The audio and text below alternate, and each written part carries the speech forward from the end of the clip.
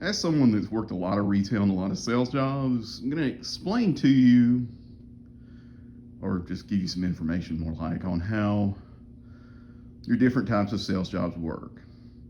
The simplest one of all is your retail places, like your bookstores, your Barnes and Noble, your GameStop, J.C. Penney, Belk, other department stores. They get an hourly wage, and for doing credit card applications or what have you, discount cards, power up cards, looking at you, GameStop, you might get $1.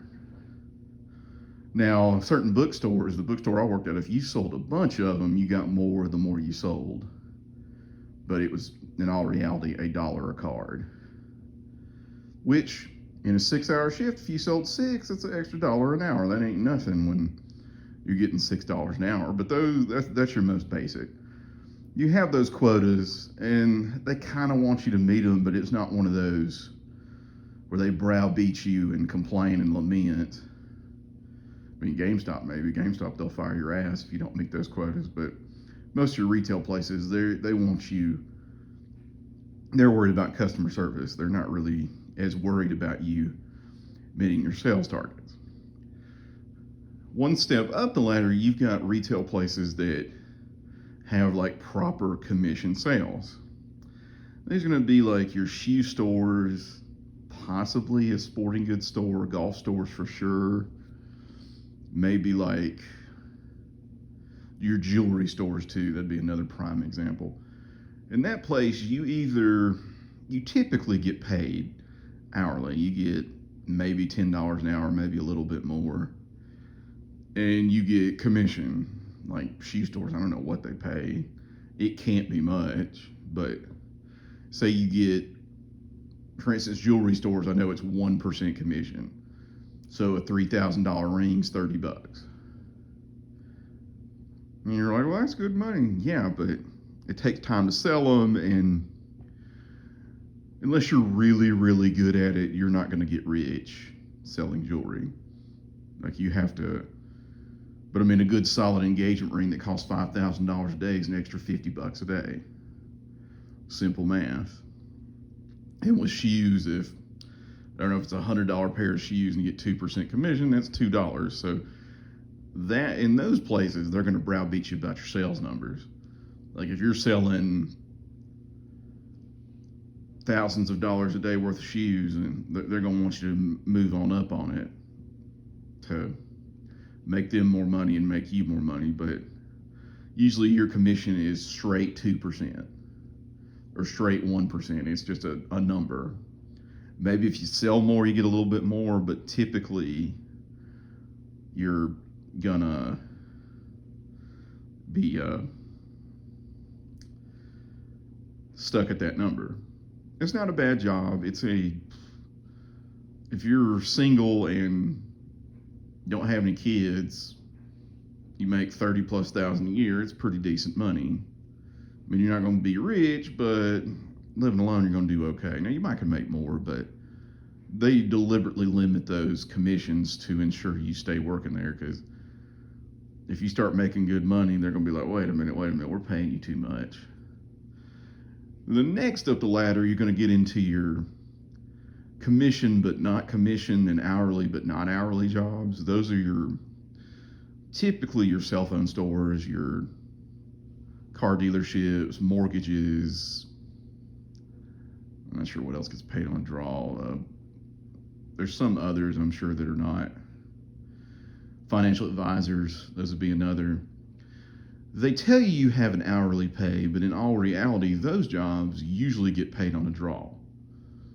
Now, with some places, it's like, well, if you hit this number, I had a friend that worked for a photographer, and the more sales you got, the more you got in hourly pay. But if you sold none, you got none. So that job kind of worked against you, so to speak. But with cell phone places, it's usually you have an hourly pay, but if the hourly pay is all you make, they're gonna fire your happy ass for not making sales. Because as far as they're concerned, your focus should be on selling products. And At those places and other places, you usually have a bunch of buckets you get paid on. You get paid on conversion, which is how many people come in, how many people buy something. Really easy. You convert them to sales. You get paid on margin. This is what you sold, and this is how much profit you made. I forgot about furniture places. Furniture places do this too. And then you have goals on warranties, because your electronic stores, they're gonna be jumping all over you for extended warranties, because you get paid good money off of that. They like a lot, even those places that like pay lousy commissions. I guarantee you, at the shoe store, if you sell somebody a warranty, you probably get $10 because it's a shoe warranty. And car dealerships, it's more. But you got all those buckets and standards to meet. So from month to month, you'll be looking at something that amounts to a quarter on your paycheck, but they're going to get on you about it not being high enough. Because with sales job, the sales manager's a lot of pressures on them. That DM will call them every morning. Well, I noticed yesterday y'all were short in this department, and your sales manager will get on to you about that. And it'll drive you crazy, because they have that old school mentality of nothing is ever good enough. You can always do more. Now, with the car dealership positions and the mortgages and your financial advisors, they get paid on legitimate draw. Like with cell phone places, they'll give you an hourly wage. These places pretend you have an hourly wage. Well, if you don't sell a car for a week, you get minimum wage, $300, and that counts against your draw. And I think the same thing with mortgages. Mortgages, they typically pay you a token sum, $2,000 a month, $1,500 a month, maybe even $1,000 a month. And that's if you don't sell anything. You're like, well, it doesn't sound too bad, but here's the trouble. If you have a month where you don't sell anything and you make $2,000, guess what? That counts as a draw against the next month. So to make any money the next month, whatever you sell goes back toward paying for the $2,000 you had to draw last month. And if that's all you made, guess what? That $2,000 they paid you this month is drawn on the next month. So the pressure's there. And the same with car sales. The pressure is going to be there for you to browbeat your friends. I keep throwing that term around. You're going to annoy your friends. You're going to get on Facebook, make posts, talk to people. You're going to get your name out there, and you're going to end up working 7 days a week. There'll never be any time off. Now, some people love it. They love the 6-day a week selling cars, because you can make some good money, but here's the thing. You take 2 weeks off, you're not getting paid, because they base it on sales. They don't typically be like, oh, well, you made this much last year, this is what we'll pay you. No, you're going to get that $300 a week. So you better have saved up money for that vacation, because you're not getting a paid vacation.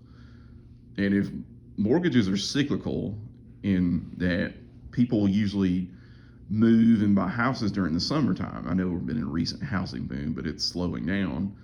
So spring to summer, you're making a little money, but by the end of the year, you're getting that draw. And the company's just, okay, well, you didn't sold anything the last 3 months, so you owe us $6,000. So I hope you have a good new year. And it comes to a point where you get so behind on that draw, you're just like, what the hell am I supposed to do? And I'm trying to tell you all this to be informative. I'm not telling you this to not do those positions, because some people love the eat what you kill deal. Like with financial advisors, usually for the first 2 years, they pay you a fair bit of money, probably 70, 80 grand, maybe 6 figures, but they expect you in 2 years to build a book of business. And then after that, you eat what you kill, is the expression. Like you better sell it. And there are other places that are just straight commission. Insurance is, you don't get a token sum. If you don't make the sales, we don't pay you anything. And then you get those, I talked about it in the video, the marketing and sales positions at the Sam's Club and the Costco. Those, they just churn people out. They don't pay you anything, and they expect you to make sales. And have high standards. So sales jobs are rough if you don't have a taste for it. For some people, they want the challenge of your back's against the wall, let's get to work. But it's not really my thing. And one other I missed out on is financial services, like bankers. Bankers get paid an hourly wage or salary. Usually it's an hourly wage. And every bank does it different. Some banks do incentive. Most places do quarterly incentive. So everything you've sold or done for the quarter, you get you 4 times a year, you get a quarterly bonus. It varies from bank to bank. One bank I worked at, we get $1 for every $1,000 worth of loans. So wasn't very much money. And you got a little bit for deposit growth and a little bit here or there. It wasn't very much. Another place, I got monthly incentive and quarterly. That was nice, but it varies from place to place.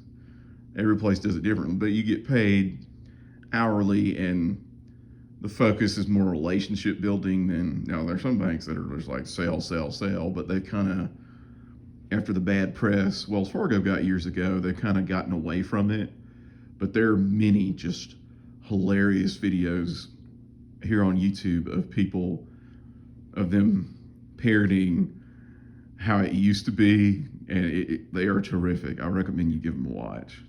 But that's just what you're going to be getting into in those sales jobs and positions.